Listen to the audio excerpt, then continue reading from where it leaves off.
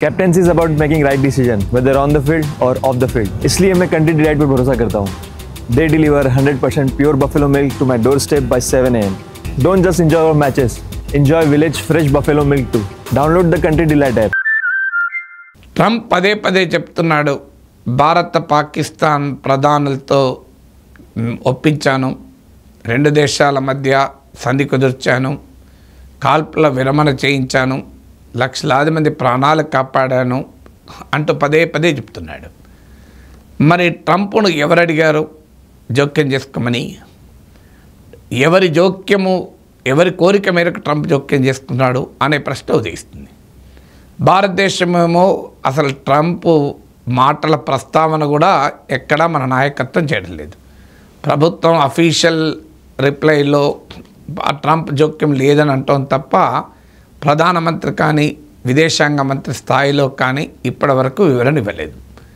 Trump మాటల్ని ఏ నాయకుడు ఖండించలేదు.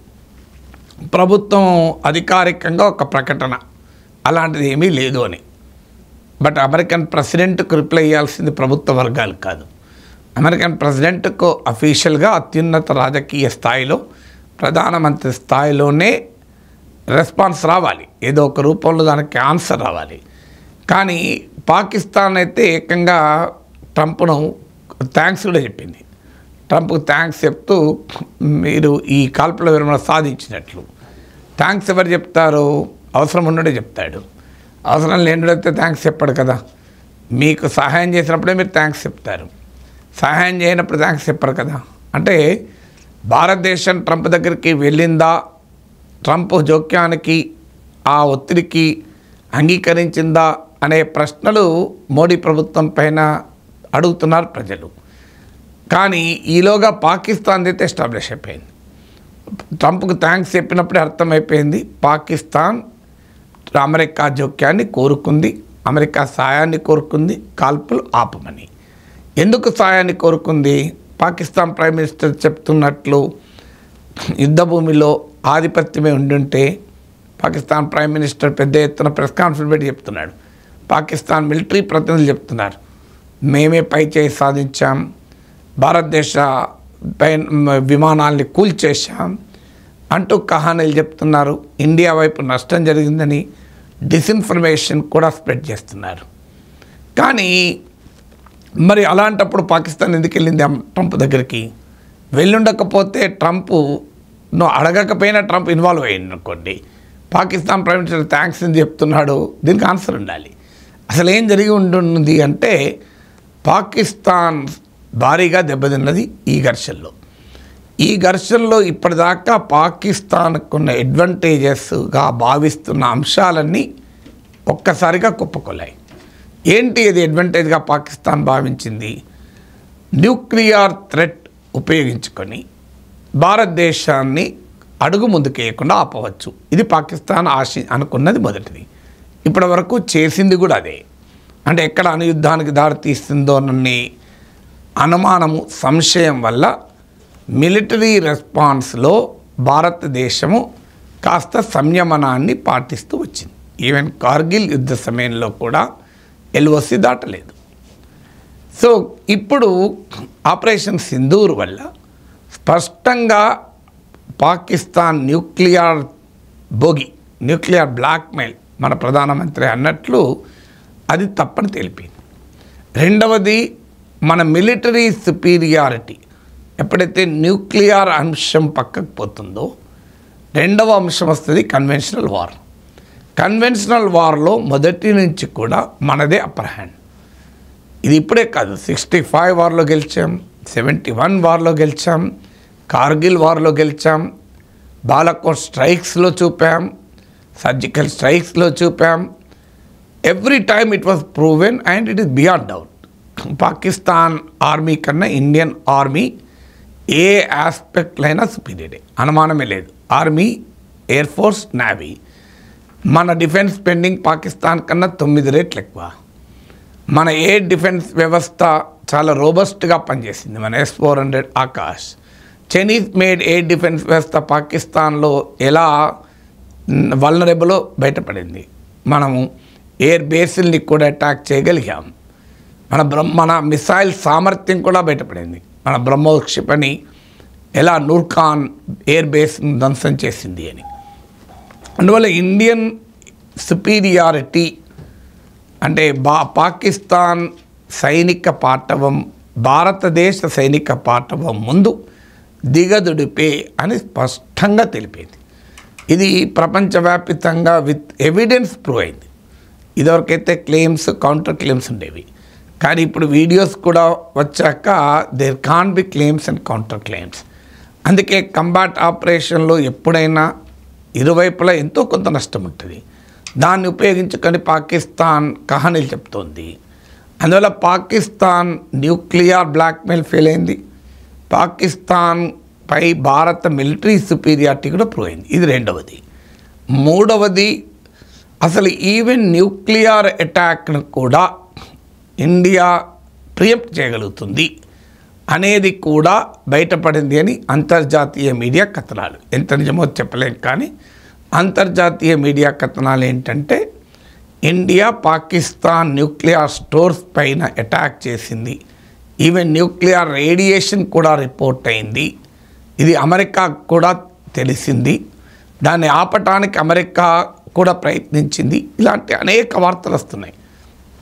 అందువల్ల ఇది ఎంత నిజమో మనకు తెలియదు, కానీ పాకిస్తాన్కు ఇండియా ఒక క్లియర్ మెసేజ్ ఇచ్చింది. మీరు న్యూక్లియర్ వెపన్స్ అనేదో మాట్లాడుకుంటున్నారు, కానీ మీరు న్యూక్లియర్ బటన్ పైన ప్రెస్ చేసే ముందే మాకు క్రెడిబుల్ ఇంటెలిజెన్స్ వస్తుంది. మీరు బటన్ పైన ప్రెస్ చేసినా ఆ బటన్ పేలకుండా మేము డిజేబుల్ చేయగలం. మా ఎయిర్ ఫోర్స్ అటాక్ ద్వారా వితిన్ సెకండ్స్లో పాకిస్తాన్ న్యూక్లియర్ ఫెసిలిటీస్ను డిజేబుల్ చేయగలం. And we can preempt nuclear strike, అణుదాడిని కూడా ఆపగలం అనేది భారతదేశం ఎస్టాబ్లిష్ చేసింది. దాంతో ఇక పాకిస్తాన్ నిస్సహాయ స్థితికి పోయింది. నాలుగవది, డిప్లొమాటిక్గా పాకిస్తాన్ ఐసోలేట్ అయింది. ఈవెన్ ముస్లిం దేశాలు కూడా పాకిస్తాన్కు మద్దతుగా రాలే. పాకిస్తాన్ ఐసోలేషన్కి ఇదొక ఉదాహరణ. ఐదవది, భారత్తో ఉద్రిక్తతలు అదనగా చేసుకొని ఒకవైపు బెలూచ్ లిబరేషన్ ఆర్మీ, మరోవైపు టెహ్రీక్-ఈ తాలిబాన్ తెగబడింది. సో ఈ పరిణామాల్లో పాకిస్తాన్ హెల్ప్లెస్ కండిషన్కు నెట్టివేయబడింది. Already Pakistan economic crisis severe అవుతోంది. ఇది ఇలాగే ఇంకొన్ని రోజులు గనక ఘర్షణ కొనసాగితే హెవీ లాసెస్ పాకిస్తాన్ భరించాల్సి ఉంటుంది. ఆల్రెడీ ఎనర్జీ క్రైసిస్ మొదలైంది. పాకిస్తాన్లో సివిలియన్స్కు పెట్రోల్ డీజిల్ అమ్మవద్దన్న ఆదేశాలు కూడా వచ్చాయి.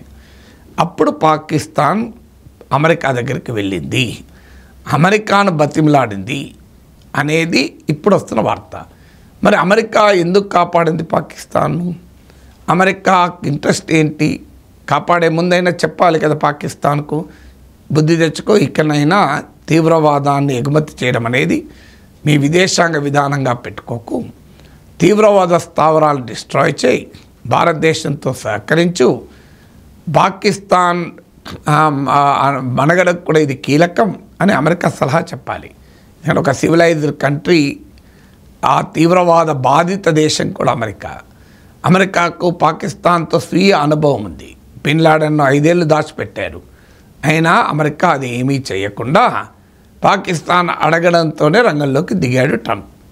మార్క్ రూబియో, జేడీ వ్యాన్స్లను రంగంలోకి దించారు. మన మోడీతో, జయశంకర్తో మాట్లాడారు. పాకిస్తాన్ ఆర్మీ చీఫ్ అసీం మునీర్తో మాట్లాడారు. మన నేషనల్ సెక్యూరిటీ అడ్వైజర్తో మాట్లాడారు. ఇలా మొత్తం మీదనైతే కాల్పుల వివరణ ప్రకటించారు. అది ట్రంప్ ఒత్తిడి వల్ల జరిగిందా, అమెరికా ప్రమేయం లేకుండానే జరిగిందా, భారతదేశమే సొంత నిర్ణయం తీసుకుందా, ఈ డిబేట్ నడుస్తూనే ఉంటుంది.